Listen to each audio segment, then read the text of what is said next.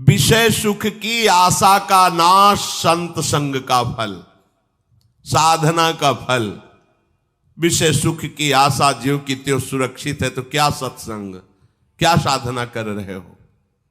भगवत कृपा का उसके हृदय में जागरण हो जाता है और सिर्फ भगवान नाम रूप लीला धाम के सुख में हृदय निमग्न रहता, विषय भोगों की चाह नहीं।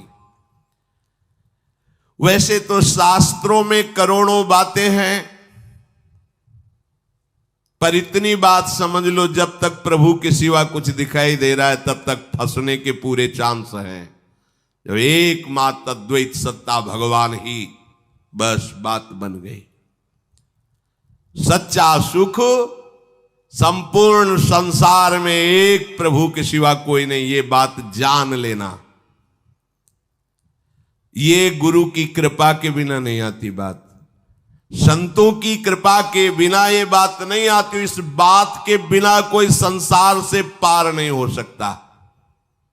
इसलिए संसार के भय को दूर कराने वाले श्री प्रियालाल का जस गाते हुए, उनका नाम जप करते हुए एक क्षण भी विषय चिंतन ना होने पावे, ऐसा प्रयास करें। संसिद्धिम परमाम गतिम, ऐसे उपासक को ऐसी सिद्धि प्राप्त होती है कि उसे पुनर्जन्म नहीं होता, फिर उसका जन्म इस संसार में नहीं होता। पुनर्जन्म ये दंड है, ये दंड है। फिर किसी शरीर की कैद करा के तुम्हें फिर शीत उष्ण, मान अपमान, दुख सुख, जन्म मरण ये फिर भोगना पड़ेगा। ये दंड है शरीर मिलना। हाँ, कभी कभी जैसे भगवान कहते हैं कि मैं परित्राणाय साधूनाम विनाशाय च दुष्कृताम धर्म संस्थापनार्थाय संभवाम युगे युगे, तो जब कोई बहुत ऐसी विषम परिस्थिति आती है तब भगवान अवतार लेते हैं, नहीं तो भगवान अपने जनों को भेज देते हैं। वो कर्म बंधन युक्त जन्म नहीं होता, उनको जन्म मरण का दुख नहीं होता, उनको द्वंद्व नहीं व्यापते। वो तो बस लीला बताते हैं और भगवान के आदेश का पालन करके भक्ति का साम्राज्य स्थापित किए, अंतर्ध्यान हो गए। या तीसरी बात, किसी को भी निमित्त बनाकर भगवद आवेश उसमें जागृत हो जाता है और उसका जगत मंगल करके भगवान अंतर्ध्यान हो जाते हैं, लोग पहचान नहीं पाते।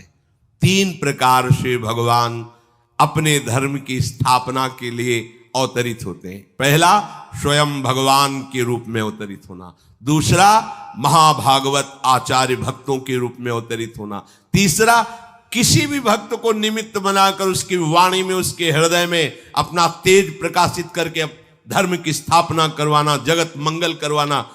सामने वालों को व्यक्ति नजर आता है, वहां वो नहीं, केवल शरीर है, अंदर केवल भगवान का शासन चल रहा है, वही बोल रहे हैं, वही सब कर रहे हैं। ऐसे ही कई बार भगवान अवतरित होते रहते हैं अपने भक्तों के हृदय में, चुपचाप अपना कार्य कराकर फिर बाद में लोगों को लगता, अरे वो तो ऐसे वो तो साक्षात भगवान थे। है पे कोई जो टिका वो मस्त हो गया, फिर नहीं तो थे में टिकने पर बात नहीं बनती। थे तो गए, है पे टिको। वो प्रभु हम पर कृपा करने के लिए ऐसा स्वरूप धारण करके हमें संभाल रहे हैं। कौन? मेरे प्रभु। बस अब फिर क्या दर्शन की आवश्यकता, फिर क्या साधन की आवश्यकता? उनके मुख चंद चकोर बन जाओ, उनकी आज्ञा पालन करने के लिए चातक बन जाओ।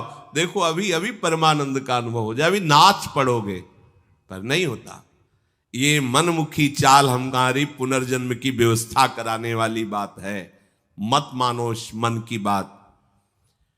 भगवान कहते हैं कि उसे मेरी प्राप्ति हो जाती है जो मेरा निरंतर चिंतन करता है।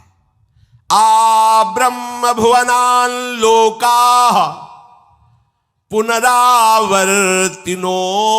अर्जुन मामुपेत्य तु कौन्तेय पुनर्जन्म न विद्यते।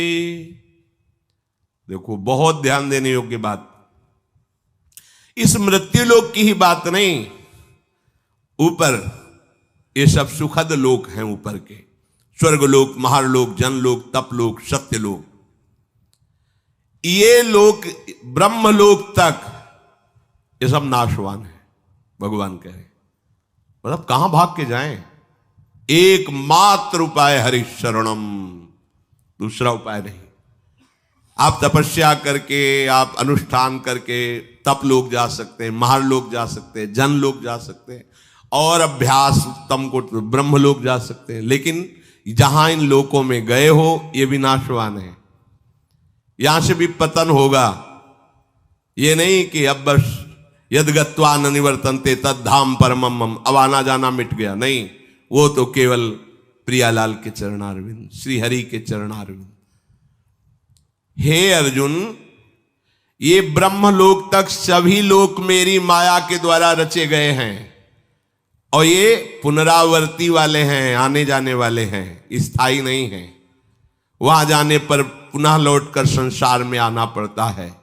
परंतु हे कुंती नंदन, जो निरंतर मेरा भजन करते, मेरा आश्रय लेते, उनका पुनर्जन्म नहीं होता।